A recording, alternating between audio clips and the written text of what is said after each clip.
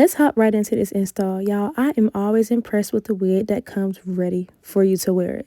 The only thing I had to do on this wig is add my foundation shade to make it match my skin tone, and I was good to go. This is me just checking out the wig and noticing how much lace space you get on this wig, and that it already comes with some adhesive tape, so that's an easy way to install it. Of course, you can glue it down, use adhesive spray, but I went ahead and used what it came with, okay? This adhesive tape. That's a close-up of how you're going to pull off that blue tab, and then you're going to pull the wig to where you want your hairline to start. I press firmly with my fingers before I move to the other side, and then I'm going to be able to show y'all how it all comes together. Once I have the ear tabs down, y'all, this is the most important part. This is what helps it look seamless and 360 and very natural all the way around. Clip it, pull it, and you're good to go. Same thing with these adhesive straps. All you have to do is pull it and your wig is secure. Now I went ahead and brushed out the wig, and I wanted to show y'all how deep this parting space is, because who doesn't love the option to be able to do different styles and part the wig however you feel you want to. You can choose to wear the hair how it comes out of the packaging, but I always love to go ahead and brush out my wigs before I define them so I can get more natural looking curls. And that's definitely what I did with this wig, y'all. This hair texture is so beautiful, so soft,